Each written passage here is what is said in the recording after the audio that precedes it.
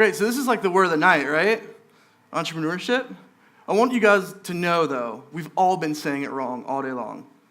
Before I came out here, I was thinking, maybe I should look it up and make sure I was pronouncing it right.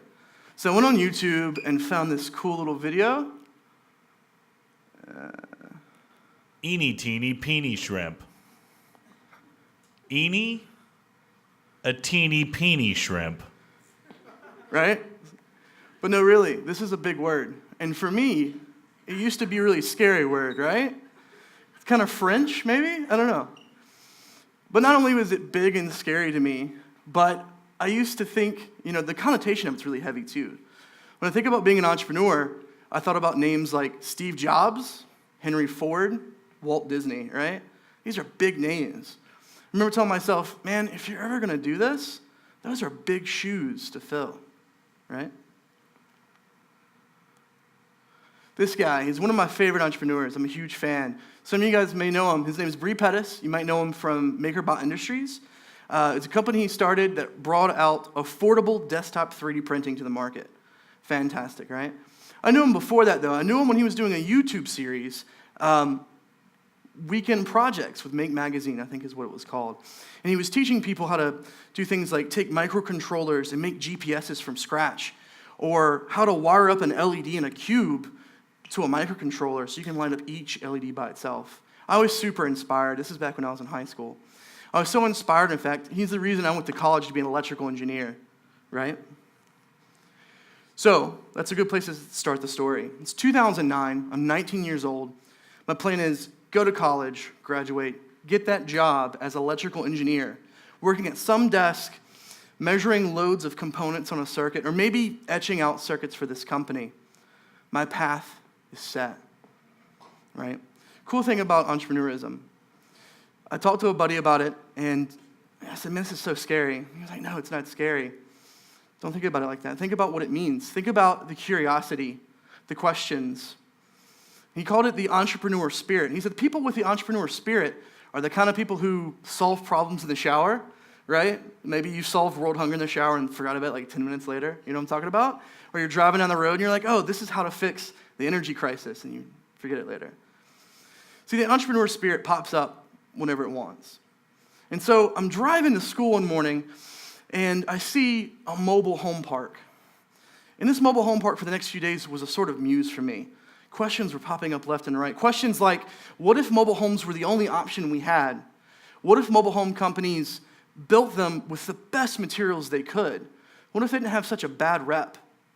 One question, though, really stuck with me. It was the question I thought of, what if mobile homes were sold automatically, right out of the gate, with solar panels? And from that question came this huge network of ideas. I remember saying, yeah, the problem with solar panel companies, the initial cost makes it not worth doing. But if we put it on a mobile home, maybe we can bring the initial cost down because mobile homes use less energy because they're smaller. That's not my problem. My job then was to go to college and get that job at the desk. Then this happened. Something so small, 140 characters small, a tweet. And none other than Bree Pettis, the guy who inspired me to go to college, had in a moment, in a very tiny microblog, completely changed my career pathway. You see, the funny thing about this tweet is, before I could even get to the links to see the pictures, I saw the word microhome. It made sense immediately. Oh man, all those ideas you had about mobile homes, maybe you can actually do that. Maybe you can make homes extremely small. Wow, solar panels, you could be off the grid. And I remember thinking to myself, maybe I could kill the mortgage with a tiny house, right? So I became obsessed with these questions, and I take each little bite at a time. How would I build one? What materials would I use, right? I got so obsessed, I quit my job, I quit school, and it was still just a tremendous amount of things going on in my head. I even pulled a friend along. I was like, look, man, you got to help me answer some of these questions. Those questions collectively ended up being what we call now as Project Wosho. It's my startup. People would come up to me and be like, dude, you quit school? What are you doing? I say, man, I got a startup. It's called Project Wosho. I say, oh, so do you program in C++ or Objective-C? No, it's not a tech startup. Sorry. So I became obsessed with learning about this. And at that time, being an entrepreneur, because that's what I was. The moment I read that tweet, I became an entrepreneur. Being an entrepreneur was about this learning pathway I've created with these questions. Let's see, make sure my slide's right. I studied about tiny houses. This is the Tiny House Conference last year in North Carolina. And if you're interested, it's going to happen again in Portland. Come out and check out what's going on. But other people had the same questions I had, and they were coming up with solutions. People wanted a solution to the questions, what was going on. This next slide, this is a house that a friend of mine built, Macy Miller. You might have seen this picture in Time magazine earlier this year. She built this herself. She designed it herself. 3 humans and a dog this tall live in this home. She built it for less than $30,000, right? So great. All these questions, I'm learning a lot. I put it together, and there it is. Those little questions somehow added up to these homes. And these are just renders, but they mean a lot to me, and they got a lot of things going on that you can't see in these images.